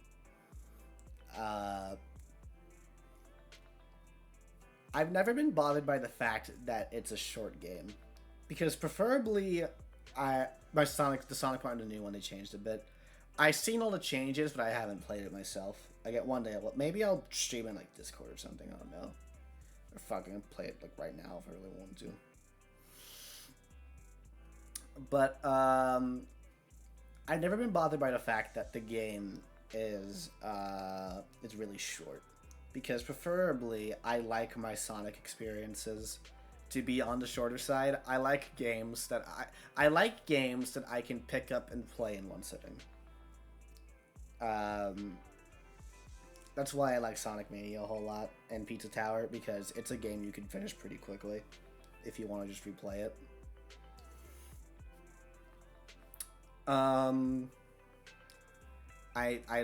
loved everything about it. All the characters were wonderful. Shadow's playstyle is one that I hope they bring back for games, which they're already doing. Not even excluding the Doom powers, Shadow has a great moveset with Chaos Spear and Chaos Control. They're genuinely so fun. They're using Chaos Control in Sonic Dream Team, the mobile game, and that's a good sign. That's a good sign, because they realize that that's fun. That's fun as fuck. Just hate the price for what could have been a game on its own. Again, I'm not too bothered by it, and if anything, if you're gonna charge 2 games for the full price of one, I think Sonic X Shadow Generations is how you should be doing it. The Sonic part wasn't needed. Well, it's Sonic Generation. I mean, I don't mind playing Sonic Generations again. It's a good game. This is solely Shadow Generations, though. We're talking about Shadow, because that's what I played. It's one of the few Sonic games that I've 100% completed. I have a complete save file on there. Got every S rank, every collectible. The stage designs are really great. The powers are fun. The bosses are fantastic. It's a real tearjerker of a story, and it's a nice reintroduction and also a great send off for Shadow's arc, learning how to cope with his past finally. Like, a lot was resolved in it,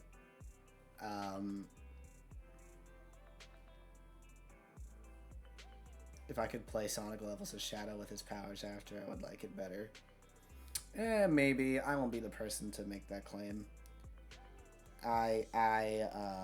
I'm comfortable with putting Shadow Generations in S tier because it was beautiful. It was a beautiful game. Very, very good. Let's wrap the list up with Mario and Luigi Brothership. I'm about halfway through the game. I definitely like it. It's a great. The fact that Mario and Luigi is back in any way, shape, and form is great enough already because those games are fantastic.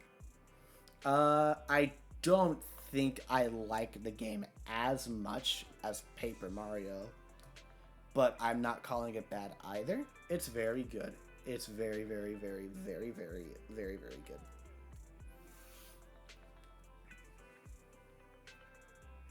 Blasphemy. What do you mean blasphemy?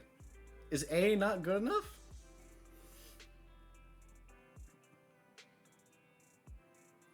There are things that I don't like about it. Very minor things.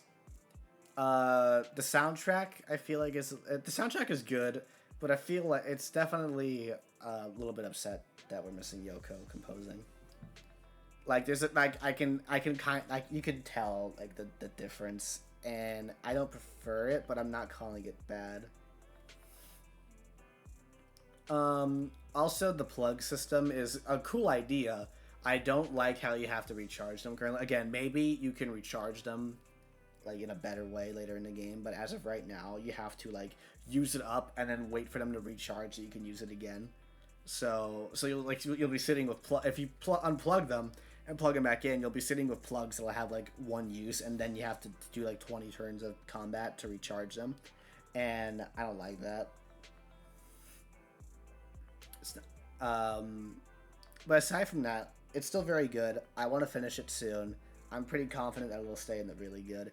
If it's better, if I end up really liking it, like by the end of the game, like if it ends up improving more and more and more, I'll move it to S tier.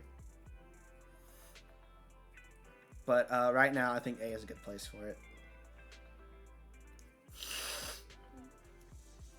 And finally, wrapping up the list is Anton Blast. Anton Blast came out just a few weeks ago. It is a game about a red guy. Satan is very jealous of this guy because he's more red than he is. So he steals all his shit so that he can go to Satan's place and steal his red. And he's very angry about it.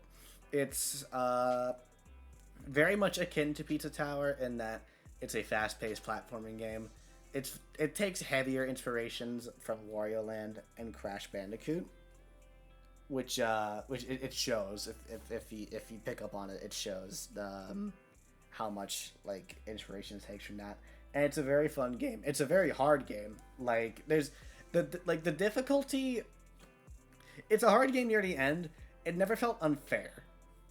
It never felt like complete bullshit. Like there's something happening that was out of my control.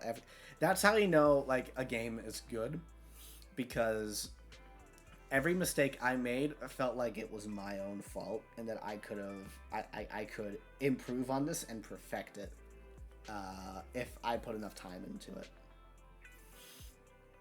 I love the pixel art style. The soundtrack is fantastic. The characters are great. The bosses are phenomenal. It's a really good game. I want people to play Anton Blast. I don't like it as much as Pizza Tower. Pizza Tower is my favorite of the two. If I had to like put like Pizza Tower versus Anton Blast, excuse me, I would pick Pizza Tower. But I still really like Anton Blast, and I want to replay it. I want to go back and play it and get better at it because it's very fun to play. I love platformer games. But that's my list. That is my tier list of every game I played this year.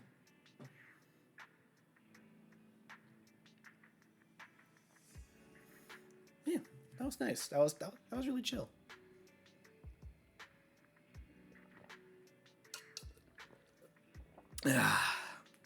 Sorry, I drank the rest of my water.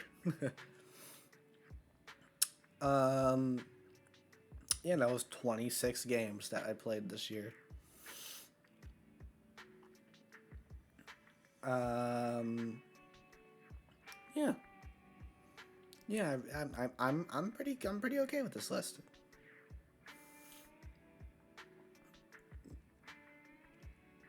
It is my list, by the way. None of you are gonna get the influence at this time. This is for me. I wanted to do this for funsies.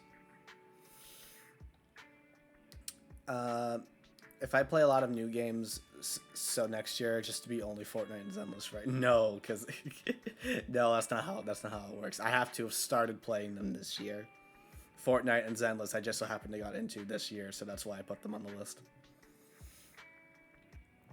But my voice is getting a little splimby.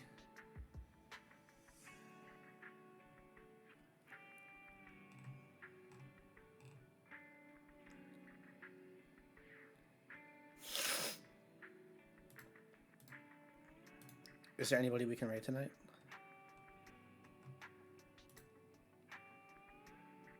Oh, we just playing Mario 64 co-op. Let's go say hi to Weege.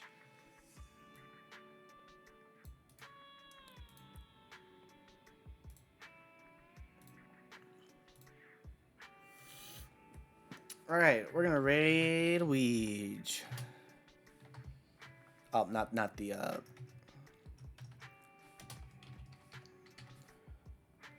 hold on, I clicked his name. We will do the usual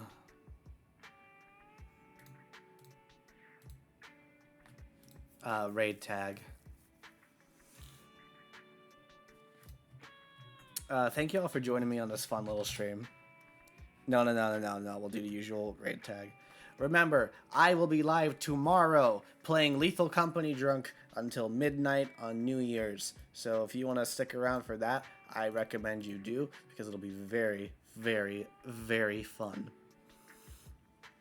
Until then, though, I'm going to get some rest and get ready for the big night.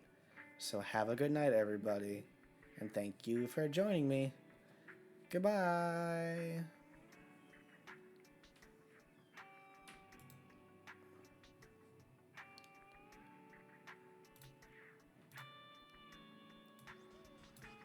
Well, we're done here.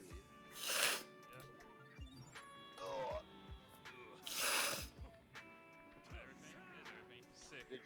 Did you get that? Oh, shit, fuck. Did you get the star for being in 20 seconds or less on the slide? I'm doing it right now. Oh, he's doing it? Okay. Yeah. We might as well try. Are we going to Womps? Not yet. Gotta get this light. Nope. No, I didn't get it. I think Kiryu's slightly too tall. Oh, it seriously moves this time. We gotta. Yeah. Back to the Yeah, castle. We'll make it a race.